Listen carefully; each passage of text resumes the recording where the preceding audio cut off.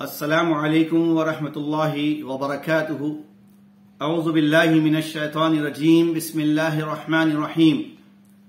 يا أيها الذين آمنوا كتب عليكم الصيام كما كتب على الذين من قبلكم لعلكم تتقون. قال رسول الله صلى الله تعالى عليه وسلم: من صام رمضان إيمانا واحتسابا غفر له ما تقدم من ذنبه. محترم احباب جمعیت و جماعت، ذمہ داران حلقہ جات، ذمہ داران مساجد اہل حدیث حیدرآباد اور سکندرآباد، مرد و خواتین، نوجوانوں، الحمدللہ یہ ہم سب کے لیے بڑی سعادت مندی ہے، خوش نصیبی ہے کہ اللہ تبارک و تعالی ہم سب کو ماہ رمضان کی سعادتیں، برکتیں اور اس ماہ سیام کے لیے ہمیں بہت ساری نعمتیں عنایت فرمانے والا ہے. ہم پہ یہ مہینہ سایہ فگن ہونے والا ہے.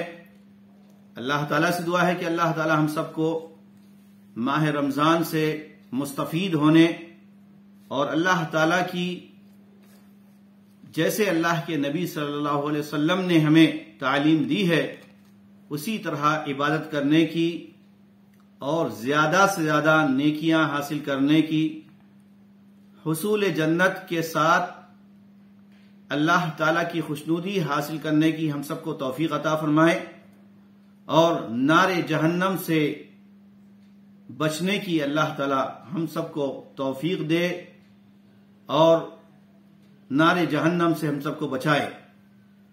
میں اس موقع پر تمام حضرات و خواتین کی خدمت میں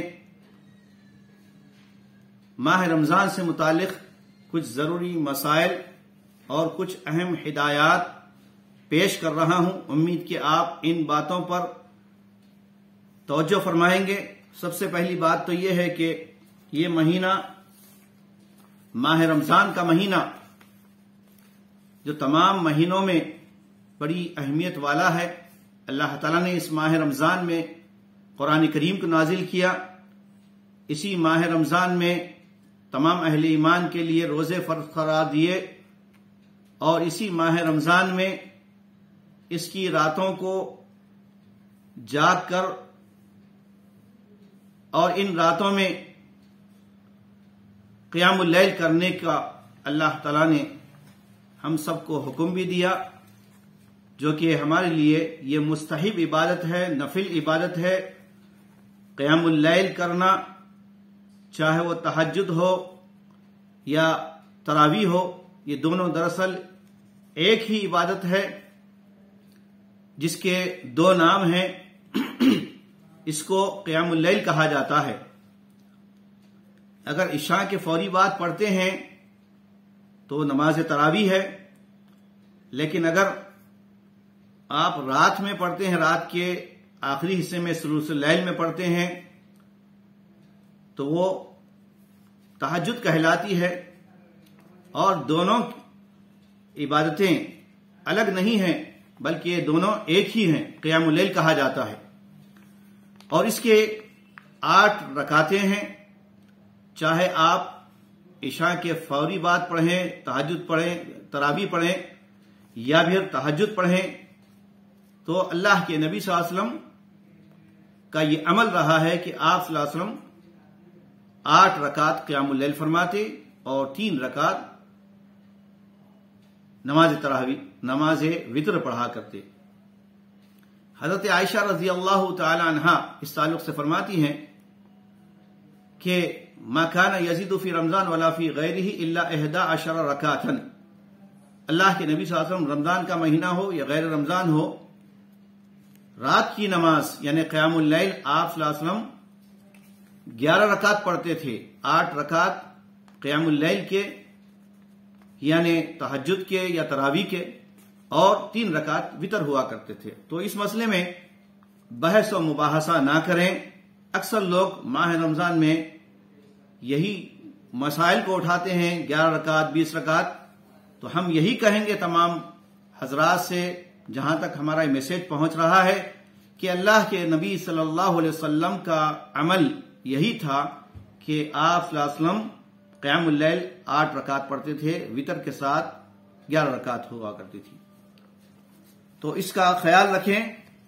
اور دوسری بات یہ ہے کہ روزے اور افطار سے متعلق بھی ہم کو یہ اہتمام کرنا چاہیے کہ اللہ کے نبی صلی اللہ علیہ وسلم نے فرمایا میری امت خیر پر اور بھلائی پر رہے گی، جبکہ افطار میں جلدی کرے گی اور سحر میں تاخیر کرے گی.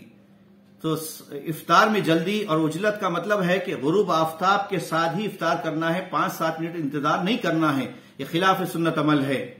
تو آپ حضرات و خواتین یہ میسج دوسروں تک بھی پہنچائیں. یہی جو ہے اللہ کے نبی صلی اللہ علیہ وسلم کا عمل رہا ہے. اسی طرح قرآن کریم کی تلاوت زیادہ سے زیادہ کریں اور سمجھ کر پڑھیں، کیونکہ قرآن کریم کا پڑھنا، اس کا سننا عبادت ہے اور سمجھنا ہمارے لیے فرض ہے. اللہ تعالیٰ نے قرآن کریم کو اس لیے نازل کیا تاکہ ہم تدبر کے ساتھ پڑھیں، سمجھیں، اس پر عمل کریں اور ایتھنٹک تفاسیر کے ذریعے سے اس کا مطالعہ کریں. اور اس ماہ صیام میں کثرت سے انفاق اور ایثار ہونا چاہیے. اب میں مساجد کی انتظامی کمیٹیوں سے کہوں گا کہ مساجد کو پاک صاف رکھیں، نماز کے اوقات کا ٹائم ٹیبل بنائیں. جو اوقات ماہ رمضان میں ہیں وہ باضابطہ مساجد میں نوٹس بورڈ پر ہونی چاہیے. اور تراویح کے بعد اکثر ہم دیکھتے ہیں بعض مساجد میں لمبے چوڑے درس ہوتے ہیں، 1 گھنٹہ آدھا گھنٹہ درس ہوتا ہے. ایسا نہ کریں، بلکہ مختصر درس اگر دے رہے ہیں تو مختصر درس دیں.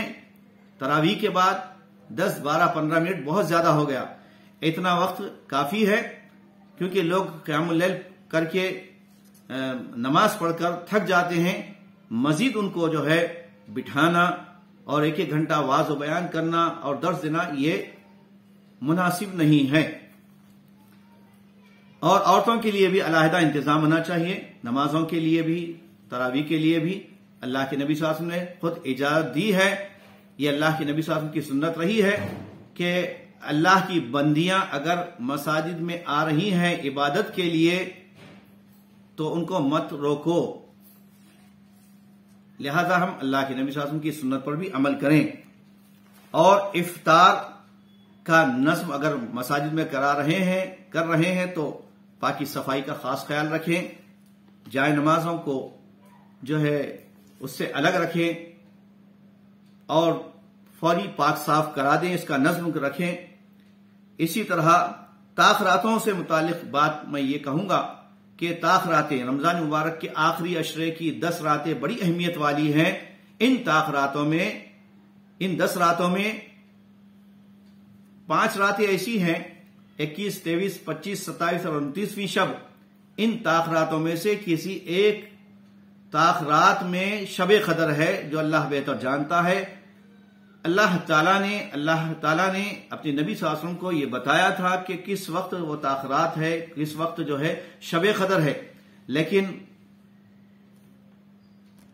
کچھ لوگوں کے آپس میں مباحثہ کرنے کی وجہ سے اللہ کے نبی صلی اللہ علیہ وسلم وہ متعینہ تاریخ اور وقت بتا رہے تھے تو اللہ تعالیٰ نے آپ کے دماغ سے وہ اوجھل کروا دیا. پھر آپ نے فرمایا کہ تحروا لیلۃ القدر فی العشر الاواخر من رمضان، کہ تم ہی لوگ تلاش کرو شب قدر کو رمضان کے آخری عشرے کی تاخراتوں میں. لہذا ان 5 تاخراتوں میں ہم کو جاگ کر عبادت کرنا ہے اور اس میں فضول خرچی سے بچنا ہے، بیکار باتوں سے بچنا ہے، بحث و مباحث سے بچنا ہے.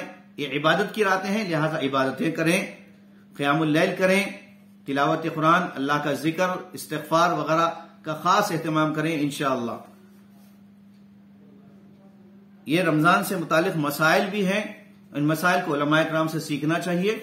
اب میں جمعیت سے متعلق، جمعیت اہل حدیث حیدرآباد سکندرآباد کے بیت المال سے متعلق اور جمعیت سے متعلق ایک بات یہ کہوں گا، اور یہی میری آج کے اس درس کی یا اس پروگرام کی آخری گفتگو ہوگی.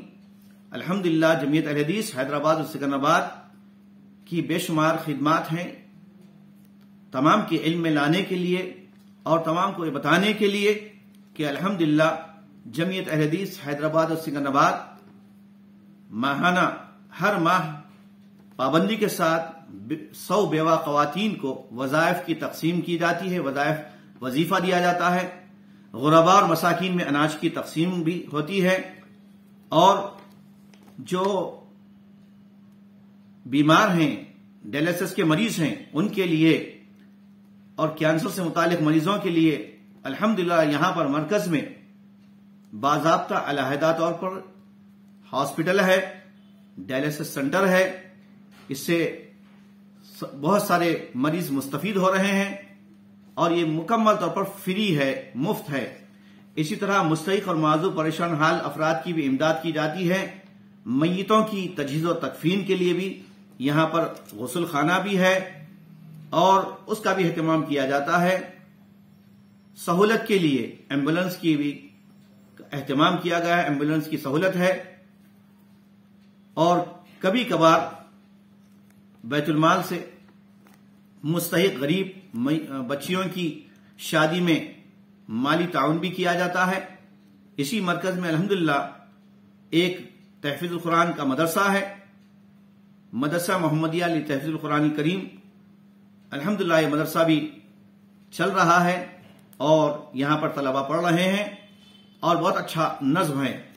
اسی طرح تربیتی اجتماعات بھی ہوتے ہیں، مرکز میں بھی ہوتے ہیں اور مرکز کی طرف سے مختلف مقامات پر بھی ہوتے ہیں، دعوتی اور تربیتی کیمپ بھی منعقد ہوتے ہیں، دور شریعہ اور دور علمیہ کا بھی باضابطہ اہتمام ہوتا ہے اور پابندی کے ساتھ دور شریعہ مختلف سینٹر میں جمعیت کی جانب سے ہو رہے ہیں۔